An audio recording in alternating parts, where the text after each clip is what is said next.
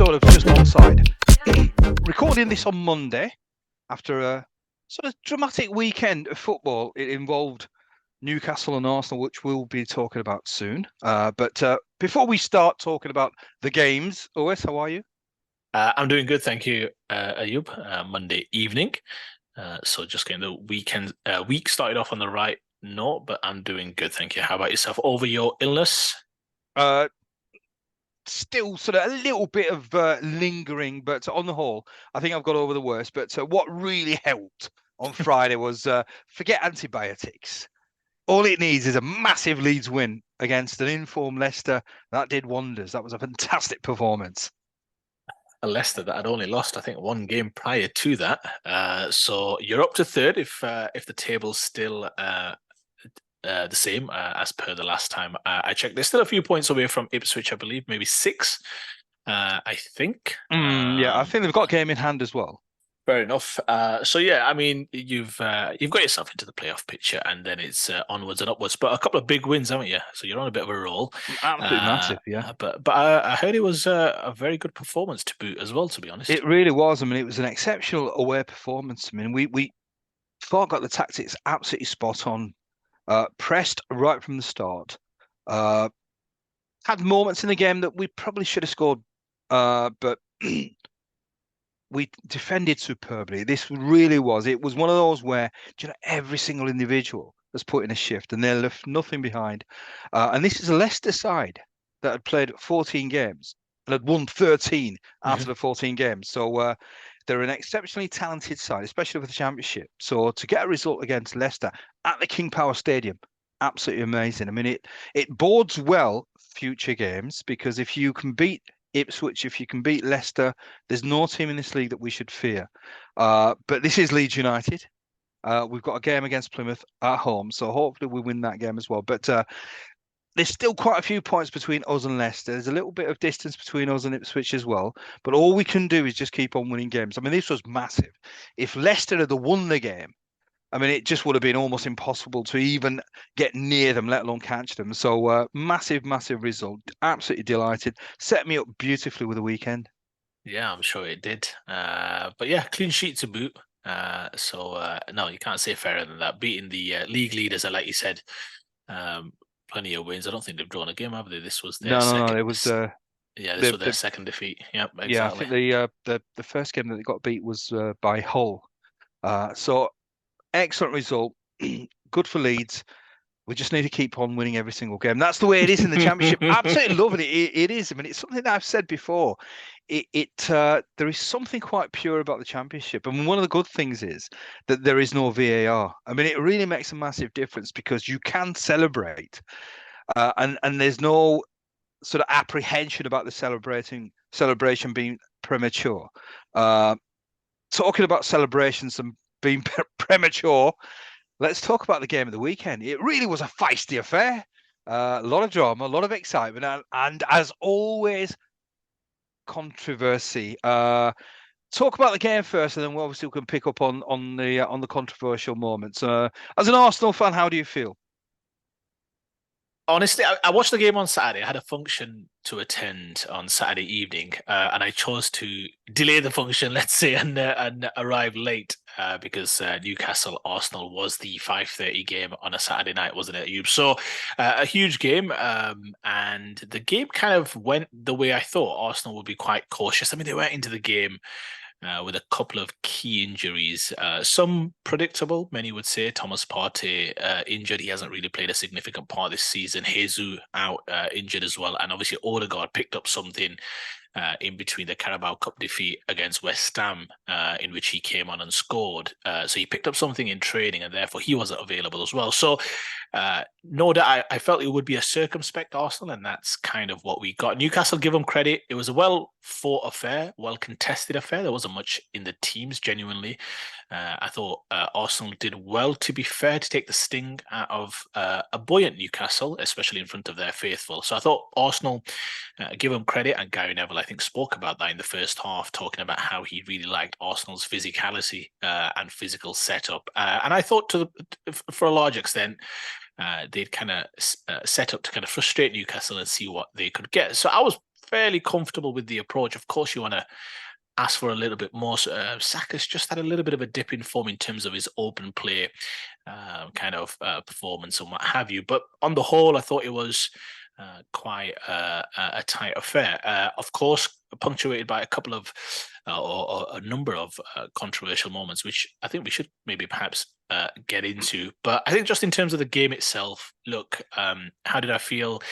I guess anytime you lose in the Premier League, and Arsenal haven't lost many, let's be honest, over the course of a couple of years. Yes, they've lost games, but I always think, look, you've got to, it's a long season. You've got to kind of take victories and defeat in the same manner. Yes, and that's why I often say that when Arsenal are celebrating big away wins or teams are celebrating big away wins, they should, because it's hard to win games in the Premier League. I don't think you should take them for granted. But equally, I think when it comes to defeats, you've got to chalk it up, brush yourself off, and go again and treat kind of victory and defeat with a certain level of class and humility and go again, because you're not going to go unbeaten, are you, Ayub? So not in this current Premier League. City have lost twice. Arsenal obviously are now lost, and that leaves Spurs as the only unbeaten team in the league, and they'll be playing Chelsea tonight. So just in terms of the game, in terms of my emotion of the game itself, Ayub, before we dive into the fixtures, and I want to get into the fixture and the incidents, I want to get your thoughts as well. Is that I think a game that perhaps a draw would have probably been the fair result, in my humble opinion. But of course, when neither team is really pushing and pressing, let's say, and I thought Arsenal did take the sting out of Newcastle to a large extent, you're always left at the mercy of a moment of class, maybe perhaps a little bit of fortune, and perhaps there was a combination of both, and maybe even some controversy to boot. So, yes, also we're on the wrong end of this one, let's say, in terms of the result. But I think it's a case of there's a few things there for Arsenal to work on for sure. I think there's still some balance issues, and in terms of them being quite conservative away from home, that's fine. But I still think you need to have some level of threat, and I think with some of the key personnel missing, they just miss that at times, and you can tell because the margins at the top of the table are quite tight, as we see. So chalk it up to experience. I think Arsenal have got the ability and the aptitude to kind of go again. But credit to Newcastle. They played well. Again, tightly contested game. It's what you want. But Newcastle found themselves on the right end of this one. How did you see it overall?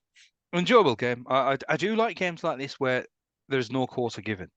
And there was a considerable amount of physicality as well, which I do enjoy. I think games like this where the stakes are so high, it probably was where both sides didn't want to lose, and I think you could probably sense that it wasn't a case of we're going to try and win the game. We're just going to try and make sure we don't lose the game.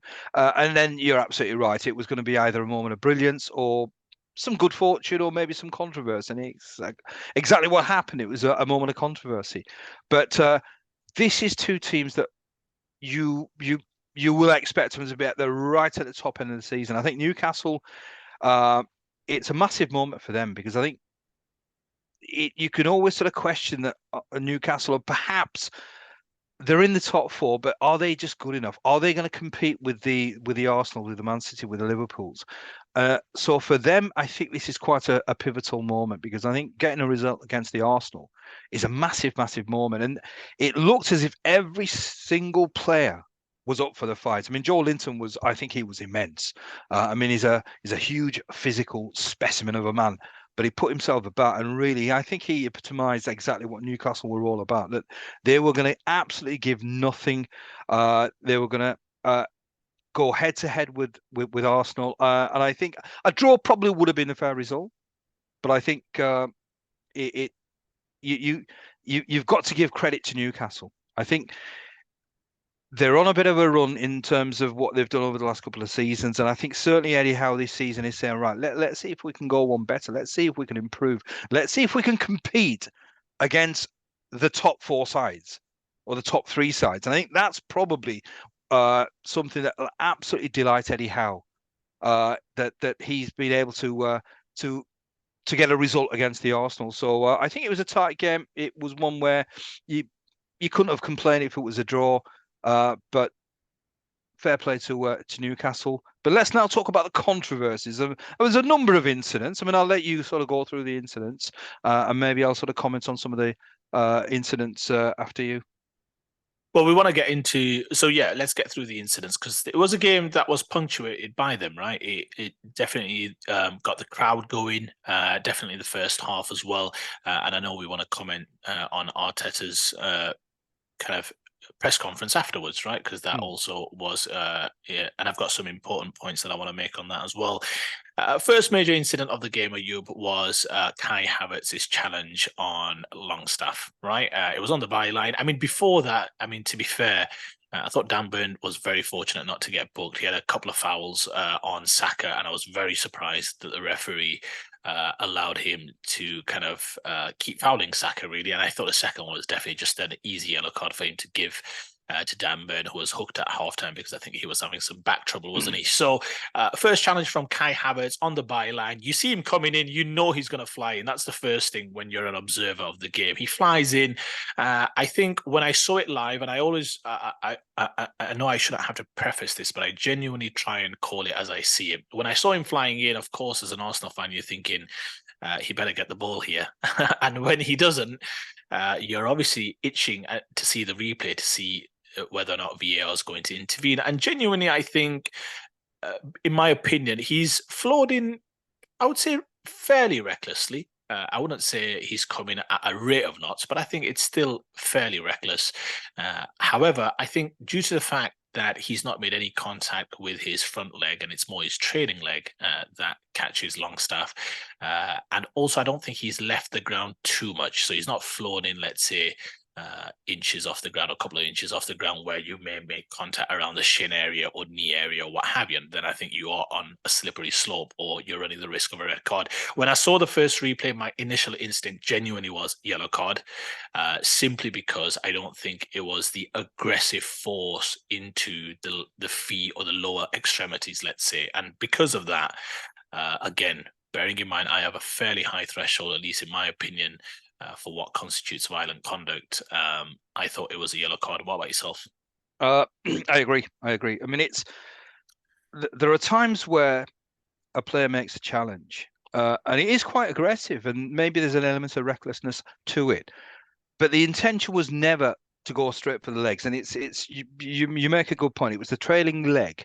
I think he's gone with the intention of being really aggressive, but I think his intention never was to go straight for the legs, because I think if it had gone straight for the legs, it would have probably broken the legs and it would have been sent off. And I think that somehow, I mean, I don't know whether that was the reason why the ref's not given a red card, but I think that was quite important, that you can sort of dive in sometimes, because sometimes you do get sort of quite worked up. And I think he was worked up. I think the occasion, not just with Havertz, but I think with the rest of the team, there was quite a lot of emotion. And sometimes you almost want to make a statement, even in a challenge.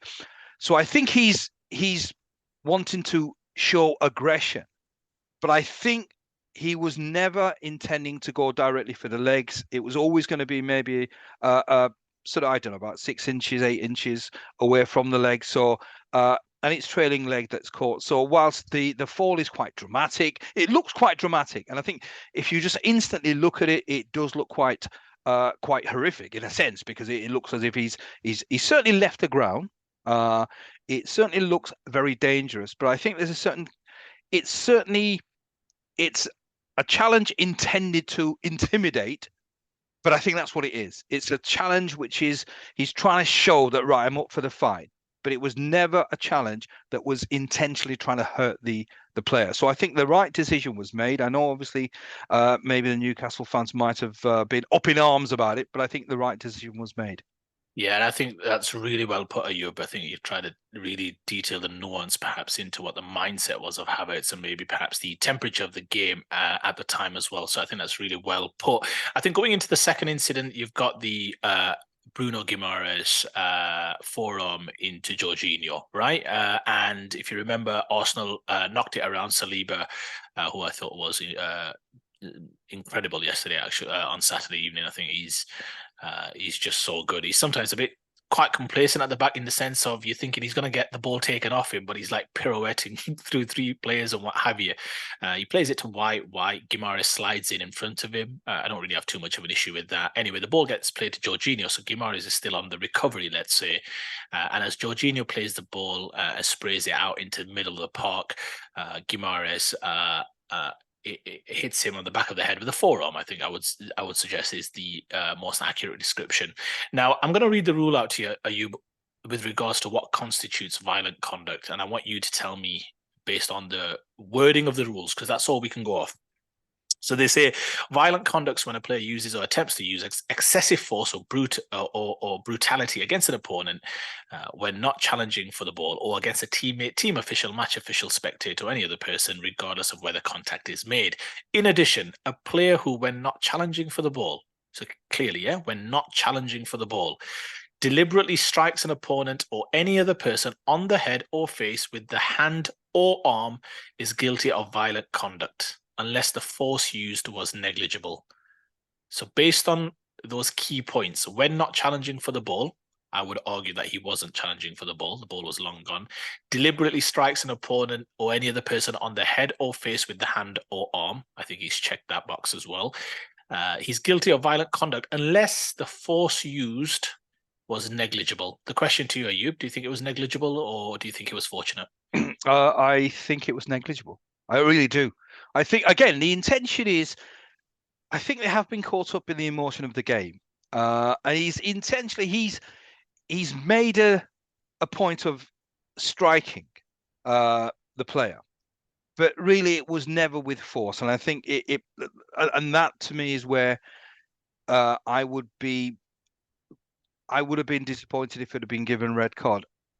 I would have accepted a red card. I mean, I would have sort of said that in this day and age, if you sort of put your hand out, because genuinely, there's the intention of Guimaraes was to make contact, but I don't think the intention was to make aggressive contact. It was a glancing blow, and I think his intention was to make it a glancing blow.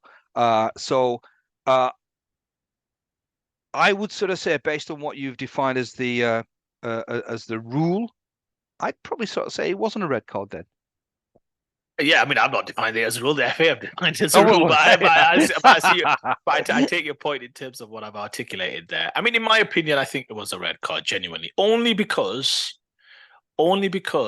I sometimes think to myself, when two players got their heads against one another and one makes a slightly forward motion and they say, oh, he's moved his head, it's a red card. And I'm thinking, is it really though? Is it violent conduct? I'm not so sure it is, because you're not really going to do much harm if you simply move your forehead back a couple of centimeters and move it forward a couple of centimeters, in my opinion. I mean, I don't really constitute that as actual violent conduct that would result or should result in a 3-game ban.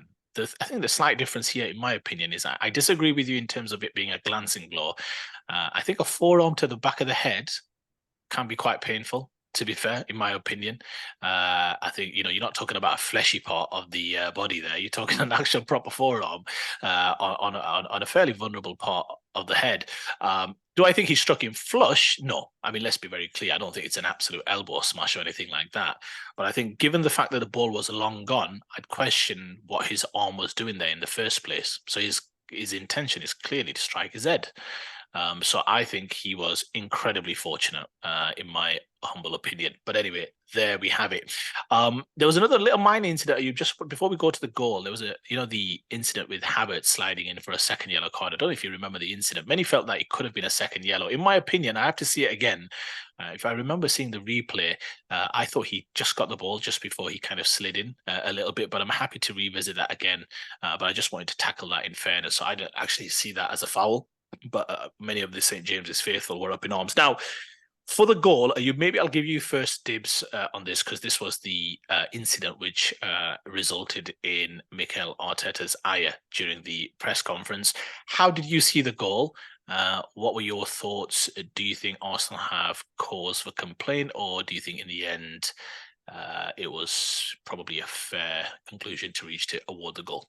it's one where I'm still undecided, and then the reason why I'm undecided is because there's nothing conclusive. I mean, in terms of was the ball out, was the ball not out? I mean, there's I think from the camera angles that I've seen, on one angle it looks as if the ball is out, on another it looks as if it's partly crossing the line. It's almost like I think it was in the World Cup, wasn't it? Japan, was it Japan, where there was an incident sort of similar to this where it was from one angle it looked as if the ball had gone out, and I think this is. So I'm not absolutely sure. As I said, there is one angle where I saw, and it looks as if there's daylight between the line and the ball. So from that angle, obviously, I would be absolutely sort of as a Newcastle fan, I'd be absolutely irate.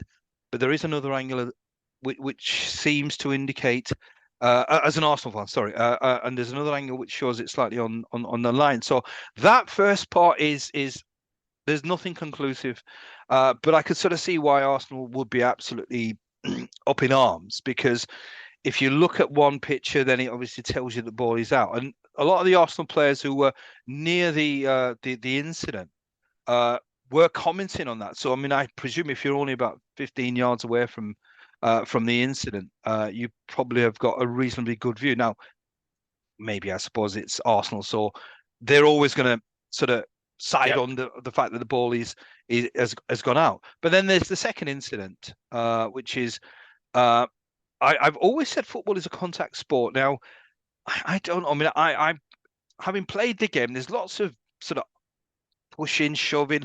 When you're going up for a ball, if you've got to send it forward, he's got to make him pack. Sometimes he's going to use his hands. I don't think it was a forced push. I think he certainly used his hands. I'm not sure whether it was sufficient for the fall. These are big, strong boys. I don't think it was. From my eyes, I thought, yeah, certainly the hands have been used, but I never thought that it was sufficient for the defender to sort of collapse in a heap.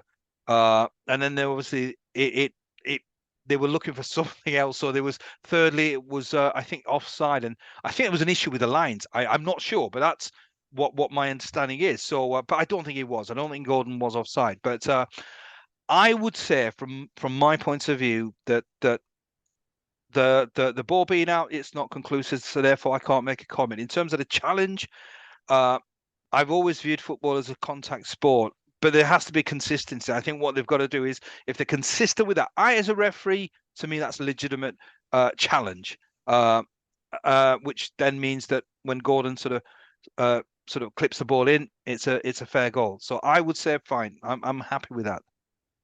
Yeah, I mean, look, you've broken it down well, and I think it is important to go through the various different issues. In terms of the ball being out, you're right. There has to be something conclusive and clear to show that the ball is out, because although this sounds fairly obvious, the ball is in until you can prove it's out. So by default, on the side of caution, you have to assume that the ball's not gone out. I think it was it the game against, I don't think it was Brentford. I think it may have been against Crystal Palace, if you remember, when Højlund had the goal disallowed. Rashford cut it back. The difference between the Rashford cutback and I guess this one was, whereas Willock was very close to the corner flag, Rashford was fairly close to the actual goal itself. So therefore, the camera view, I think, was a little bit more closer. Even then, though, it was incredibly close, whether or not there was any part of the ball, obviously the ball being a sphere, whether there was anything overlapping the white line, because that's what, if there's any part of the ball that overlaps the white line, it's considered to be in. So in my opinion, it's incredibly close. I think what was slightly I would say complicating the point. I don't know if you saw Bain Sports show their still image. Richard Keys and Andy Gray showed a still image with their kind of advanced technology. And what they showed, and it's difficult to articulate and explain, and I would urge the viewers to have a look at it if they haven't, is that they show that the ball is they show the line, they show the byline, but what is in addition to the byline, and this is the key thing, which again is difficult to explain in verbal form, is that what they show is that there's a white line, which is the byline, but then there's this kind of additional line that's drawn on, which is kind of a shade of blue, and the white ball, the ball is overlapping ever so slightly this additional line. And Andy Gray astutely pointed out that why is there this additional blue line that they're showing? I mean, that's a pretty thick byline that the advanced technology is showing. So from what I could see from the Bein Sports is, if you think about where the corner flag is normally placed, Ayub, it's not placed in the middle of the byline, it's placed right on the edge of the byline. So if you know what I mean, at the furthest point. So basically you can take the line from the corner flag as the very last part of the byline, if that makes sense, if you know what I mean. So when you watch that Bein Sports still image, and even Andy Gray points out, if you listen to the audio, is that, well, based on that, in theory, that ball looks out. I don't know why they've added this additional kind of grayed out area. But anyway, the point is, it's incredibly close. I think it was just out, in my opinion. Yeah. And I think, I don't think it was too dissimilar to the Rashford one, although these are all different incidents, so that's fine. But I think it's a subjective call. I genuinely thought the camera angle was more showing it was out than not. So I did think the VAR might also arrive at that conclusion, but fine. They've let that continue. Then the question is whether or not there was a push on Gabriel. And look at you. I've seen a couple of incidents earlier this year. I didn't have to go back and watch it just to prove my point. I remember them from memory. I think there was a goal from Ben Chilwell for Chelsea early on this season with a very similar situation where the goal was disallowed for a push on the defender. Minimal, marginal. But again, normally when it's consequential, where the ball's ended up in the net, they normally tend to give that as a push. Now, the question is, I mean, the point is he's got two hands in his bag. Now, we all want the game to be played with a certain level of physicality. I'm the same, but you mentioned the C word, consistency, and that's the key. And I've seen it time and time again that that's normally given as a foul. I think he's got two arms that are extended away from his body. This is Joelinton, that is, and I think that's the telltale sign. If they weren't extended from his body, I think that would have been perhaps more a case of let him play. But I think the fact that his arms are extended out, I think is a foul, in my opinion. The issue that I have is, the two other issues that I have is, I also believe Joelinton handballed it. I don't think that was given anywhere near as much viewing time or consideration. I do believe he handballed it, but again, they really struggled with the cameras, the angles, and what have you for this one. And the last one that I'll come on to, and I just want to explain this a little bit in detail, at least to my understanding, is the question was it offside or not? Now, as you know, because the goalkeeper's ahead of the play, Ayub, the situation is there has to be two defenders between Gordon and the goal, right? And there was one, which was Gabriel, as he was sprawling over, let's say, but there was no other second defender. The problem that VAR had, according to them, is that to define offside, Ayub, you have to be able to have a start point, which in the Liverpool against Spurs example would be Salah's pass. That would be the start point. And basically, at that point, they would freeze frame it. So this would have to be when it came off Joelinton's arm/hip area, let's say. But because they didn't have an angle that could clearly show that, because there afterwards, Gabriel also touches the ball, what they argued is, well, if we don't have a start point, we can't then have an end point. If we can't have an end point, we have to give it as offside. The only argument I would have, and I think it's a main one, it's a credible one, in my humble opinion, is that if you accept that Joelinton touched the ball, which I think most people do, right? Joelinton touched the ball and then Gabriel also touched the ball as he was on the floor, is that when that ball goes over Raya and nobody's touched it yet. So I'm going to explain the scenario. Willock crosses the ball. Raya, who should have done better, let's be very clear, but he gets under the ball. But as he gets under the ball, he ends up ahead of Gordon. So even before Joelinton's touched the ball, and this is key, Ayub, even before, as the ball's in the air, nobody's touched it yet, Raya ends up ahead of Gordon, which means that your start point actually is a bit of a moot point, because at some point Joelinton's touched the ball in those next milliseconds, if you accept my point. So Raya's going in one direction, which is away from goal. Gordon's going in the other direction, which is towards goal. So the point is, it's more degrees of offside. You've already accepted that by the time Joelinton touches the ball, Raya is comfortably ahead of Gordon. So it's then a case of how offside was he? Was he about half a yard, or whatever? And the ball doesn't really go backwards, yeah? And Gordon is actually ahead of Joelinton, or at least his advanced foot is. So my question is, yes, you may not have been able to establish a starting point for when it hit Joelinton, But if you accept that as the ball's flying over, Raya's already ahead of him, which means Gordon's has to have a second defender now between him and the goal because Raya's already gone ahead. And then you accept that Joelinton has touched the ball. I guess the only difficulty then for the officials is to establish, has the ball gone backwards from Joelinton or not? But clearly Gordon's ahead of the ball ever so slightly, but he is clear to me. So I was surprised that that wasn't given the time and effort as we've seen in recent weeks with offsides, not least the Burnley one, Ayub, just a week before, which remind me was against Bournemouth, wasn't it? Exactly. Jay Rodriguez. Yeah. How long was that? That was the longest VAR check, I think, in VAR history or something along the lines. Goal was not given, and then not given, if I recollect.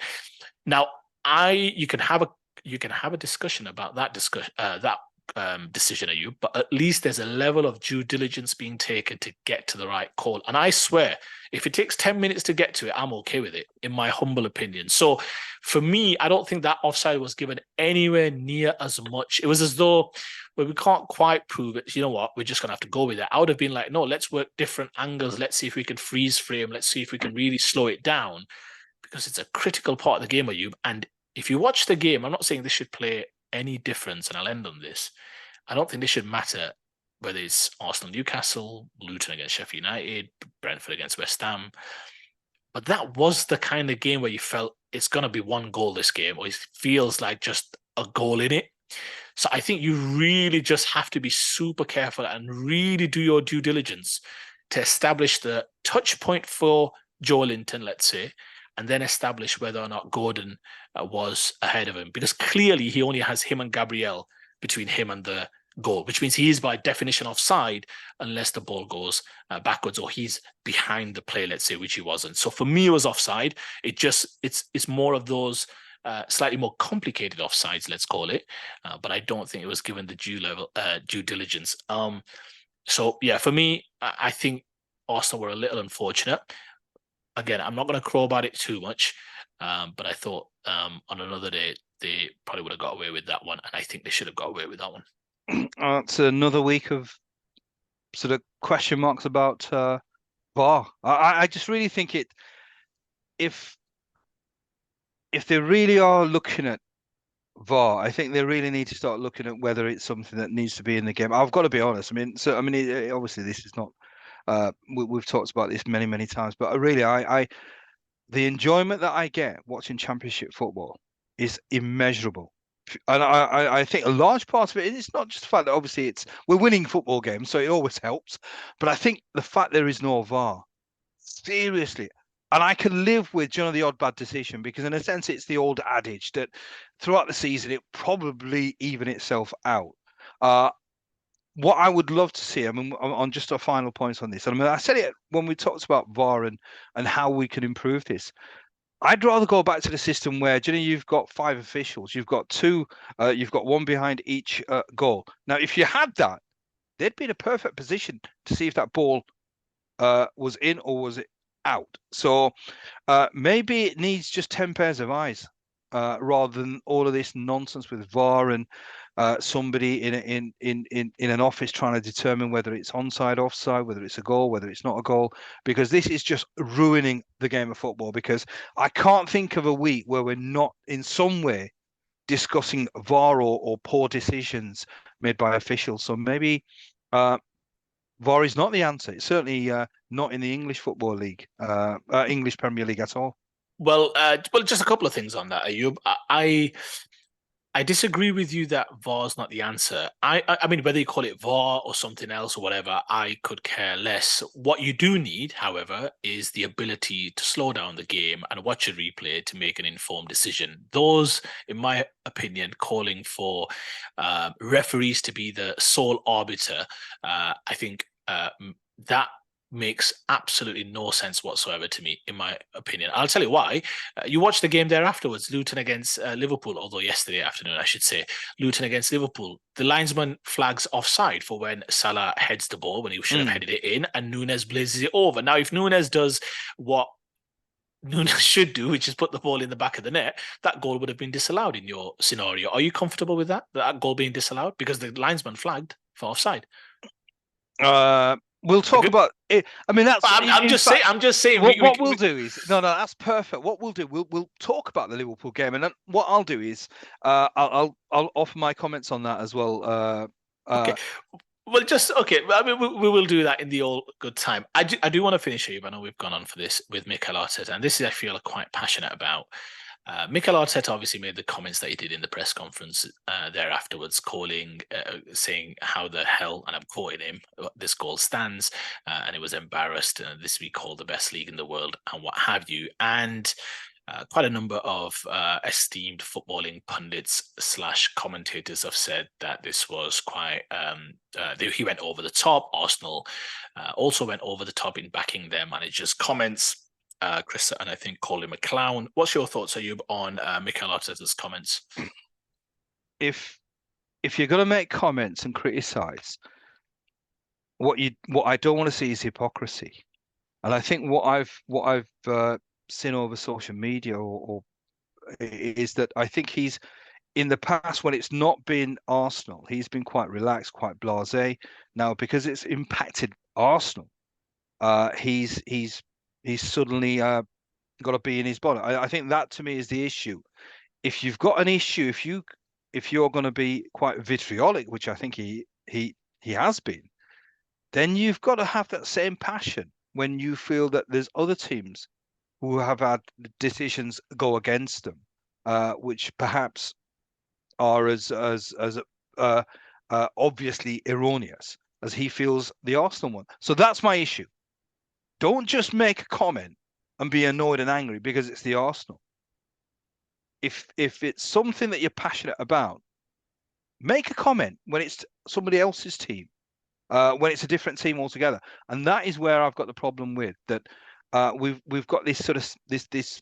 At the end of the day, I understand he's the manager of Arsenal. He's not the manager of Liverpool, not the manager of Manchester City. So maybe he's not going to be as impassioned if there's errors for those teams. But he has to be consistent. He can't just, on the one hand, sort of. I'm not sure because I mean, I as I said, there was across social media, people were putting in comments that he'd made, and he was quite indifferent. But when it came to a decision that impacted his club, he was up in arms. He was absolutely irate. So I think coaches have got a legitimate right, but be fair, be consistent. Don't be a hypocrite. What he needs to do then is be as outspoken when it happened to Liverpool. I think I would say, I mean, you're right. Look, when it happened to Liverpool, I think where people perhaps, I think you've got to understand the nuance of it. When it happened to Liverpool and it was put to him whether he could sympathise with Liverpool, he said for sure. And he said that he could understand that at the point you want to minimize errors, all the rest of it, right? You're right. Was he as vitriolic? Absolutely not, because it did not affect him in the same way it would a Liverpool fan. I mean, obviously it affected you and I, and we're not Liverpool fans, and we were irate because I still believe in fairness. If a team, I mean, it beggars belief. I don't think we need to go down what happened at the Spurs Stadium again. We covered that topic to death, but in the end, I think that's fair. The question you have to ask is that, do you expect him to be as vitriolic if it's not happened to Arsenal? And he prefaced his comments in the press conference after the Newcastle game by saying, I am the manager of this football club and I have to represent my football club. So he's of course going to be more upset when it happens to him. He's probably going to argue, if we put this question to him, to say, well, that's Jurgen Klopp did a good enough job of defending Liverpool during the whole episode, and it's my job to defend Arsenal during what he believes to have been an egregious error. The issue that I have is, you must have heard me say this a few times, is that when managers make comments in post-match interviews and post-match press conferences, I always cut them a little bit of slack because I understand that there's a certain level of emotion involved. However, what I really struggle with, and my initial instincts when I heard that was to say, has he gone over the top in terms of the being personal towards a referee, calling for a referee to be fired, saying that referees are incompetent? He didn't. So for me, he didn't cross that line. Do I think he'll get fined? Of course. But do I think he crossed the line where he got personal, where you think that's unbecoming of an Arsenal manager? No, I absolutely don't think he did. He was quite smart, actually, not to even pinpoint the actual incident which he felt was the most egregious out of those that we just went through, Ayub, in the run-up to the goal. So, in my opinion, as much as he was upset and angry, I came away thinking, you know, there's a little bit of, there's of course partisan ship in me, but I thought that's my manager, and I want my manager to be that upset and that irritated, let's say, when something like that happens. And genuinely, I know this sounds weird, but I was kind of quite proud of him to say, well, I'm glad it matters to him in that respect and what have you. And there's no other manager that, I mean, of course, I'm not saying he's the best manager in the league, but I'm glad he's our manager. Let me just put it like that. The only issue that I have with this is this pile on that happens afterwards from the hypocrisy of those within football that are given the opportunity to commentate on the game and comment on the game. And I'll explain how. Mikel Arteta represents Arsenal Football Club, and he believes that it was in the best interest to serve Arsenal by commenting the way he did. Fine, you can decide whether he's right or wrong, but that's how he saw it, and he prefaced his comments by saying that. But I don't understand when Gary Neville talks about how Liverpool were wrong to issue the statement they did, Arsenal were wrong to issue the statement they did. They should respect the referees, the fact that they've said this and they said that. And I'm never one of you to go down, oh, well, he said this previously, he said that previously. But when it affects Gary Neville or he feels strongly enough about it, he'll make plenty of comments where he doesn't hold back. Yeah, when he commented on the Brazilian referee that took charge of England against France in the quarter-final, he called him a disgrace. He called him awful. I mean, if it matters to him, and if that referee is somebody who he's never going to meet or if he's never going to have to commentate on or come across, he's more than happy to commentate. And look, that's his view. That's his pundit. And he's a pundit and he gets paid to make comments. I'm all for it. When he has to comment about the Glazers, does he hold back? Absolutely not. Does he give consideration to the fact that these are also human beings and I should be mindful and a bit respectful about those that own a club having the right to do what they want with it? Similar, he has the right to do with Salford what he wants with it, or his hotel chains and what have you. That's ownership. That's the right of owners. You can do whatever you want without him being so largely kind of blatantly critical as he is. So I just think it's a double standards. Even Jamie Carragher, yesterday I'm watching the Liverpool-Luton game, right? And we'll come on to it, Ayub. But Kostas Tsimikas pushes the player over in the 87th, 88th, 89th minute. I can't remember, in the corner. And Jamie Carragher's first response, what a stupid player. What's he doing that for? He's absolutely laying into him. Again, it's okay for them to be a little bit personal, a little bit here and there when it affects their team or he feels strongly about it and what have you. But then to kind of stand back and say, oh, you've got to be careful about referees. If you watch Jamie Carragher's comments after the Liverpool Spurs fiasco, do I think he went all in? Absolutely not. I think he was fairly mindful. But he spoke about the fact that it's embarrassing. He spoke about the fact that, and I quote, it was an F up. I mean, look, you can't just be hypocritical and say Arsenal, they've gone overboard and they should respect the referees. No.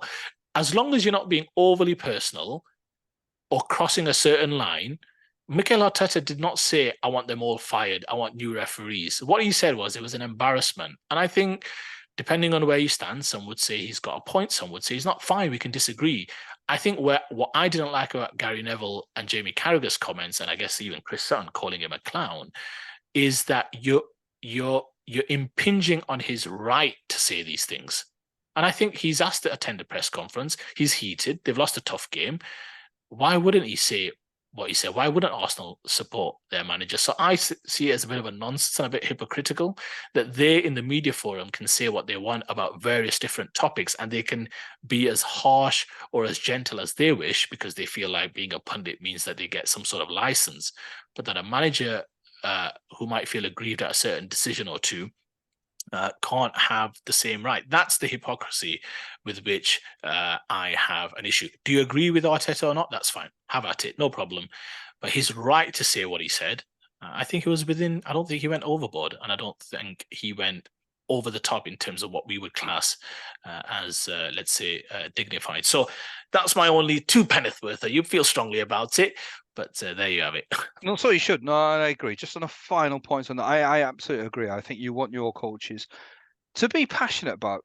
But my criticism wasn't the fact that he was quite vocal, quite passionate. In fact, I quite admire that. That's what I want to see. I want to see it affects you because that's the way it should be. This is a game of emotions. But it's when he shows indifference when other teams. That is my concern.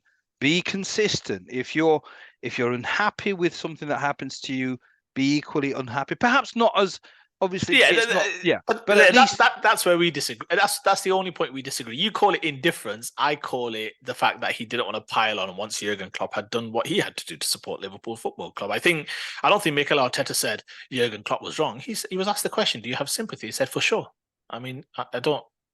but it You know, would have meant now that he would have had far more appreciation by lots of football observers to say, well, he's been consistent on this point that he's not happy with decision making when it comes to VAR officiating. So at least you'll take him much more seriously, and I think that perhaps is the angle that I go on. But enough of the Arsenal and the Arteta's rant. Let's go on to two clubs that are quite close to my heart for different reasons. Liverpool, who are back to win the league, and Luton, who I said were not going to win a game and not get more than 10 points. Now, they are making me sweat. They are making me sweat big time. Thoroughly impressed by Luton, I've got to say, and I'll say it now. I take my hat off to the Hatters because they have been outstanding. I think they've lost quite a number of games, but a lot of games that they've lost is by the odd goal. So certainly they're putting up a fight and a half. Thoroughly enjoyable game, a lot of drama. What did you think of the game? I thought it was an enjoyable game. Yeah, it was an enjoyable game. I think Luton, you're right, you're absolutely right to point out they've had a few tough defeats and lost by the odd goal. And yesterday, for obviously, once they get the goal, you're thinking, this is. I thought this podcast would have had a very different feel to it. Let's just say that. We probably would have led with it as well. But look, I think in terms of what you see from Luton, and you're right, it's the. Having watched the game in its entirety yesterday, there's a certain application and certain attitude that they have that I think will hold them in good stead. And what I mean by that is I think the managers understands in a sense what the players are. There are times when they still try and get up the pitch. I thought Ross Barkley was decent. They've got obviously Ogbene, who I thought had a really good game in terms of, and I think that's what you need, isn't it, Ayub? When you are a struggling team, or you know you're going to be struggling, you know you're fighting, you're scrapping to avoid relegation. I think having a couple of live wires is important, right? To get you up the pitch, you're going to be, there's not going to be many games, if at all, that you're going to have more possession than the opposition. And in the end, what you need in that scenario is that you're going to be with two banks of four quite often, and you need to be able to get up the pitch. I thought Morris, again, his hold up and what have you against two class defenders was fairly decent. And then it's a case of working the ball, maybe to Townsend, to Barkley, to Ogbene, and you can get at Liverpool to some extent. I think that's the thing with Luton. That's what I saw, is that they do have an understanding in a sense of what they are, what they aren't. Of course, are they going to lose some games? Of course, there's a talent discrepancy with the majority of the league, and they'll absolutely get tonked in some games as well. But their fight, I mean, to get a point against Liverpool is, I mean, of course, it was so close to being all three, and that really would have put the cat amongst the pigeons in terms of some of those in and around them. To think Luton have picked up a win against a team that still will harbour some hope of challenging for the Premier League title, so that would have been a huge result, maybe the result of the season. I would contend. So I think just on the game itself, very quickly, I think Liverpool. It just goes to show sometimes that when you let the game drift a little and you don't get the first goal. It's the kind of game that you can find yourself in some difficulty against. We said it a few weeks ago and I was speaking to George at work last week, I think it was, and I was saying, in the Premier League now, regardless of how you perform and who you come up against, chances are you're going to create one opportunity in the game. Even against the very best, you'll get something somewhere, whether it's a set piece or a free kick situation or even from open play.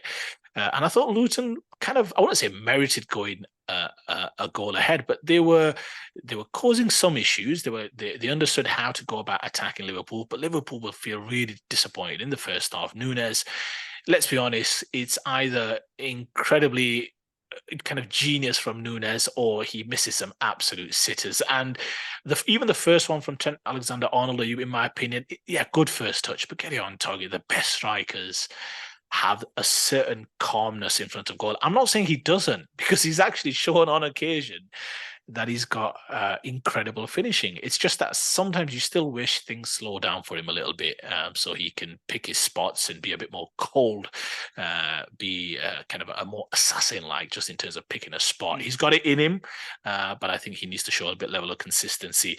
So yeah, Liverpool had opportunities, the Jota opportunity in the first half as well. Ayub, I think he's just leaning backwards, probably not got the best of contact. Keeper makes the save, Kaminsky, I think it was. But yeah, in the second half, it's going there for Ogbene with that amazing run. I'm not sure why he didn't shoot Ayub. I don't know what your thoughts were. I know, I mean, Van Dijk plays both situations pretty decently, but you've got to have a shot there. I mean, you're about 14 yards out with just Alisson to beat from an angle. I'd take the shot, to be fair. I don't know what he was doing looking for Carlton Morris, and who then couldn't also kind of get a shot away and he went for a corner. But so yeah, Luton were threatening. I mean, that chance from Nunes, Ayub, and I think it was at 0-0, wasn't it? I mean, I can't even. I mean, what's he doing? I know it's bouncing, but come on, you're 2 yards out, and there's no excuse, is there? There's absolutely no excuse. So for me, he's got to put that away. I mean, I know Salah should get it on target, but boy, oh boy, he's got to put that away. Liverpool fans must be absolute head in hands. Van Dijk then obviously from the set piece. I'll come on to the. I do want to ask you about the penalty incident, maybe that Van Dijk could have had when he got rolled over in the box. But he obviously, the goal comes from the header. I don't think the header was I don't think that was a penalty. I think Barkley, that's just unfortunate. It's hit him at the back of the hand. Great counter attack. I think Barkley plays the perfect pass. It's the right pass to play. I thought the defender for Liverpool, I think it was Harvey Elliott, I actually think he should have gone away from the ball and actually just covered the man in the middle, in my opinion, because the ball carrier who played the assist was always going to ping it around the side of him. I actually think he should have forced him into shooting a little bit from an angle and just covered the pass for the time being, if you know what I mean. But because he goes to the ball carrier, he swings it around him for the slide finish, which was a good finish as well. So I think it felt like Luton were just going to edge their way to a win. I actually thought they would do it. Honestly, when it got to injury time, I felt like they've got a good chance here. And then obviously Luis Diaz equalizes from a good cross. And it's a real feel-good story, isn't it, after what he's been through. So, look, Liverpool, I mean, maybe a draw was the fair result. Just on the balance of things, Liverpool did have some great opportunities. But Luton are showing what you need to show, which is be resolute, be tough, defend well, cover well, work for one another, try and get forward, try and create some opportunities on the counter-attack. And in the end, when you do that, you sometimes get your rewards like they did. So they're outside of the relegation zone, Ayub, and I'm sure you wouldn't begrudge them at least that point yesterday.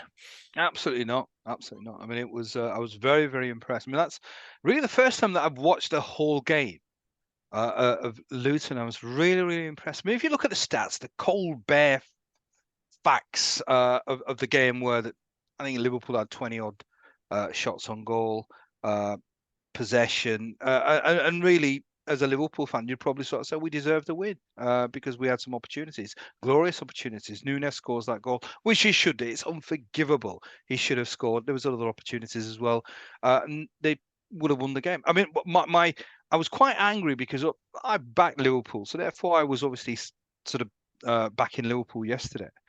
And what my annoyance is that there was lots of substandard performance. I mean, Salah, I think, had a very, very poor day.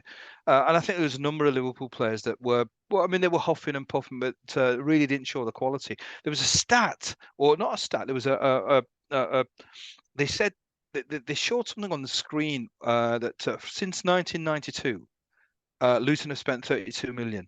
In the same period, Liverpool have spent 1.8 billion. In that intervening time, Liverpool have won, I think, 50 trophies. Luton have won 1. So obviously the gulf is astronomical. What I want to use now, I just want to go to cricket, because this is what I would expect, and this is why I get angry sometimes with these big teams when they play lesser teams. I saw yesterday India play South Africa. South Africa have had a fantastic tournament in the World Cup, and they are probably the second best team. What India showed is an absolute ruthlessness. They were clinical. They were there to do a job. No quarter given. Absolutely no lackadaisical approach. We are here to do a job of work. And they absolutely annihilated a very, very good, strong South Africa side. This is what I expect from Liverpool. This is what I expect from the big clubs when they play the smaller clubs. A ruthlessness. They should have. I don't care that Luton have had quite close games. That Liverpool side with the array of riches, the talent that they have, they should have wiped the floor with Luton. And that's where I was quite frustrated with Liverpool. That yes, Luton played unbelievably well. They were really organised, and they were an attacking threat as well. Every now and then they would break. I mean, you talked about Ugbeni. I was really impressed. And what I did was I actually looked at Ugbeni. I'm thinking this is a really good player. Where have they got him from? Is it sort of Bayern Munich? Is it one of the not major clubs, but sort of one of the from Rotherham? They bought him from Rotherham. He's played 120 games prior to moving to Luton. He's played 120 games for Rotherham. They had a guy at right back as well. I forget his name. Was it Source? But he was quite outstanding as well. There was a number of players there that battled and really sort of gave Liverpool an incredibly hard time. But I am so annoyed with Liverpool. Liverpool should have said, or players playing for Liverpool, Nunes should have said, right, I'm going to show you. I'm going to show you why I'm worth 50, 60 million. Salah, he should have said, right, I'm going to show you why I'm worth 100 million. Yesterday, Virat Kohli, he's a player that always performs. He takes it upon himself to say, right, I'm not going to leave it for anybody else. I'm going to show you. Big moments, I'm your man. And that's why I was quite annoyed with Liverpool. Very, very disappointed. They should have, in the end, I mean, I think they got out of jail 1-1. You can say on performance that they deserved not just 1.3 points, but in terms of the application, the attitude, I was very, very impressed. I mean, I must confess, Luton, I apologise wholeheartedly. I think what you've done with the players that you have, as I said, that Ugbeni, that guy looks as if he's been playing in the Premier League for years. Last season he was playing for Rotherham. Would you believe it? Rotherham. So disappointed, bitterly disappointed with Liverpool. Disappointed with the attitude of some of the star players. I mean, Salah I thought was very average, very ordinary, and I think that header almost sort of typified his performance. So Luton, absolute credit and respect, and on another day would have been a win. I mean, but it was a fitting. I mean, you touched upon it. I mean, it was a very fitting and very happy ending for a week or so where Luis Diaz, obviously, one can't imagine what's going through his head, but it's such a fitting moment and a nice little gesture when he lifted his shirt in respect of his father. So a good game to watch in a sense that I now can finally actually say to all Luton fans, forgive me. I really, really am. I hope actually Luton get more than 10 points. I hope Luton don't get relegated. What I saw yesterday was fantastic. It was an embodiment of every single player playing for the cause, playing for the shirt. Rob Edwards did a fantastic job. He knows that he hasn't got the best players, but what that team did yesterday was matched in terms of. I mean, in fact, I think they're more than matched in terms of effort, application, and really now I know why they've only lost games by the odd goal here and there, because this is a team that is hell-bent on staying in the Premier League. Yeah, absolutely. Well said. And good for getting a cricket reference in there as well, Ayub. But just on that cricketing reference, I think he tied the Little Masters won the international hundreds record, I think it was, wasn't it? On his birthday as well. And his Virat Kohli's famous line, I remember, I never forget it. at the Wankhede Stadium after they lifted that World Cup, and he carries Sachin Tendulkar on his shoulders, and he speaks about how, well, he's carried the burden of a nation for 21 years. It's time we carried him on our shoulders, which was quite a fitting. I still remember watching that live. Yeah. But he got in considerably less innings than Yeah. Sachin. So you're absolutely right. And many of his hundreds have come in actually in chases. So to your point, in the big moments when it's very much needed, he steps up. Yeah, absolutely. I think to your point about Liverpool, I think that'll be the frustration, isn't it, Ayub, from a Liverpool perspective, is that they need to be killers. These are games you cannot afford to drop points in. Away from home against a team that will be fighting for relegation. And there's an absolute, with respect, the Luton fans were the first to accept there is a chasm in terms of quality.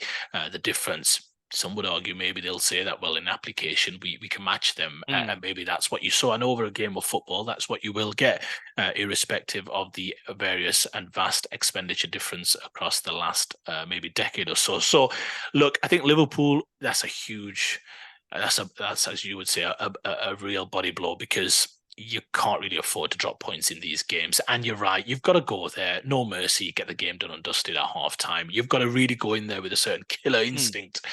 And it just felt Liverpool as though it'll come, and no one really kind of took ownership so much. Yeah. I mean, they should, how can I put it? It wasn't as though you'd understand if they absolutely pummeled them, but it was as though they were dominant and created some opportunities without, cutting them open, like time and time and time again, where you think it's just one of those weird days where nothing tends to go in. Again, very dominant for the most part, but without creating those opportunities where you're getting in behind consistently. And yes, they've got a few injuries. Obviously, you miss players like Robertson, who'll give you something athletically in terms of his running and commitment and desire to get in behind and what have you. But they really, I thought, messed up yesterday. And for Luton, big credit to them. That will give them huge amounts of confidence. Another tough game, obviously, at the weekend away to Manchester United. So let's see how that goes for them. But they showed yesterday that they can try and they can compete. So it'll be interesting to see how they fare. Just on the incident, Ayub, I don't know if you saw it, the Van Dijk penalty incident, not the one for that resulted in the goal, the one just before when he was hauled down by the defender. Did you see the incident? What were your thoughts? I've seen the incident, but I just need to watch it again. I mean, I'm trying to sort of replay it in my mind, but it's not clear. Go on. Just very quickly. I think just after last week with the Rodri Højlund incident, I just think it's a penalty. I mean, there's some that might say that the Van Dijk, or it's 6 or 1/2, or was Van Dijk also pulling him? But I think it's quite clear, actually, that the defender's pulling him first, and then actually Van Dijk's trying to kind of get him off, and then he gets hauled to the floor. I think you've got to be careful with these kind of, it's a bit of this, bit of that, when actually, when you look at it, it's more Van Dijk's getting hauled down and trying to get away from him. So I actually thought it was a penalty. This is the consistency we asked for. I didn't think, Højlund just grabs him a little bit, and it's just VAR actually intervenes. Let's not forget, it intervened to make the decision. I just think that was another one where, to the point, if it's a different VAR and a different referee, then who knows, you'll get it seen. But in the end, I thought Liverpool were slightly hard done by that particular incident. But in the end, look, Luton merited a draw, and I think Jurgen Klopp, give him huge credit. Graciously accepted in the post-match comments that they were deserving of a draw. He said, look, we should have put them away, but perhaps that profligacy means that Luton also were deserving of something because they stayed in there. So credit to him as well. Liverpool, big challenge. They've got Brentford next, I should say. A tough game. Brentford happy after coming from behind to beat West Ham 3-2 at the weekend, so that'll be another tough game. But 2 points dropped for Liverpool, no two ways about it. Luton outside the relegation zone, 6 points. You said they'll get no more than 10 or less than 10. What are we saying now? I'm hoping they get more than 10. I'm actually all right, okay. I must confess, I've done 360 here. I'm Luton now. Another reason why is because by them getting a point, it means that Bournemouth now are in the bottom three, and Bournemouth obviously are a team I detest. So I'd rather see Luton stay up and Bournemouth go down. But enough of my my irrational Yes, very ramblings. irrational. Right, and on that note, let's call it a day. I mean, there's a game in about an hour's time, hour and a half's time. Prediction? I've got a feeling that Chelsea might just turn them over. Oh wow, wow. So it's going to be. Yeah, I mean Spurs. Some of their rivals have dropped points. I think it's a big opportunity for them, isn't it, to preserve their unbeaten run in front of their faithful. I think Spurs will just edge it, actually. So let's see. Well, I suppose when people will watch this show, it will probably be, I don't know, during the game, after the game. So they'll be in a better position to know whether our predictions were right. But I've got a feeling Chelsea will do Tottenham over. Right. But on that note, let's call it a day. But let me do the usual housekeeping stuff. Okay. So as always, if you haven't subscribed, please subscribe. Smash a like. Put in a comment. What's your thoughts on what we've discussed? We've got a Twitter. I keep calling it Twitter. It's X, but I can't help but calling it Twitter. So please, I mean, I would really highly recommend sort of join our Twitter page. Some really good stuff on there. Young Adam's always posting some excellent stuff. Okay, so that's enough for today. We'll try and record probably on Wednesday or Thursday. But until then, stay safe. It's a little bit wild outside, so it's probably best just to stay indoors in the morning. Yeah, all right. So until the next time, stay on side.